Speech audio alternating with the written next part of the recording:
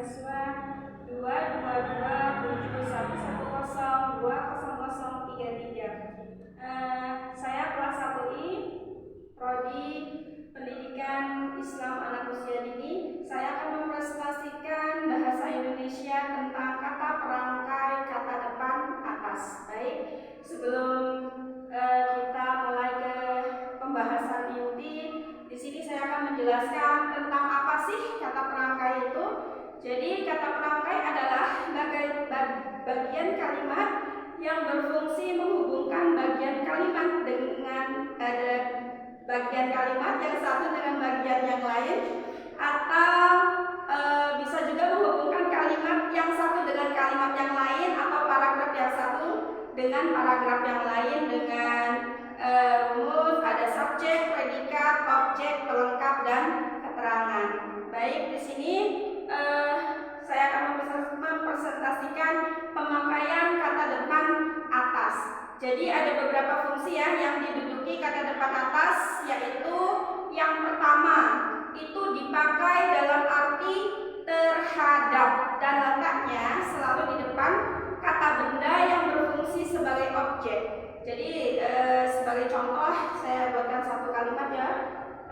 Saya mengucapkan terima kasih atas perhatian yang diberikan. Bisa juga contoh yang lain, mereka merasa bersyukur atas keberhasilan yang diperolehnya. Yang kedua, dipakai dalam arti berkat atau akibat, yaitu yang menyatakan keterangan sebab akibat. Contoh, semua itu berhasil atas usahanya yang gigih. Atau bisa contoh yang lain, barang itu diperoleh atas usahanya sendiri. Oke, yang ketiga, dipakai dalam arti dengan. Bisa dicontohkan sebagai yang pertama itu, kami datang ke pesta itu atas undangannya. Atau contoh yang lain bisa, dia memberikan sumbangan kepada yayasan itu atas nama keluarganya. Oke, yang keempat, dipakai untuk menyatakan suatu pemberian atau perincian. Bisa dicontohkan dalam satu kalimat. Yang pertama, para peserta perlombaan terdiri atas dua golongan. Yang kedua, unsur penelitian hendaknya didasarkan atas objektif tindakannya. Nah, selama ini kita masih suka keliru loh dalam penulisan kata depan atas. Jadi, adapun bentuk penyimpangan dalam pemakaian kata depan atas ini sering kita jumpai, yaitu dipakainya kata depan tersebut bersama-sama kata yang pertama terdiri, terbagi, dan terbaik. Oke, di sini saya akan contohkan dalam kesalahan menggunakan kata depan atas. Contoh yang pertama, perkumpulan itu terdiri atas orang-orang yang berbeda status sosialnya. Nah, di sini kita bisa lihat perkumpulan itu terdiri atas. Ini salah ya.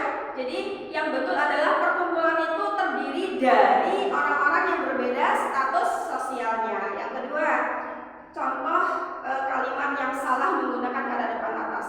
Semua status sosial dibagi atas 3 kelompok. Nah, di sini juga salah ya dalam menggunakan kata depan atas. Bagaimana yang betul? Semua status sosial dibagi menjadi 3 kelompok. Jadi ini yang betul, yang benar ya. Jadi yang ketiga, kain itu terbuat atas serat-serat jerami yang telah diproses. Nah, pada kalimat ini juga keliru dalam menggunakan kata depan atas. Bagaimana yang tepat kalimatnya? Yaitu kain itu terbuat dari atas. Kain itu terbuat dari serat-serat jerami yang telah diproses. Nah, jadi demikian ya Bu ya. Jadi bagi pendengar semua kita mungkin sepele ya dalam penggunaan kata depan atas, tetapi ternyata faktanya masih banyak kita yang salah dalam penggunaan hal kata depan atas. Mungkin hanya itu saja yang bisa saya presentasikan pada kesempatan hari ini. Semoga bermanfaat, dan jika ada salah kata saya mohon maaf. Saya akhiri. Wassalamualaikum warahmatullahi wabarakatuh.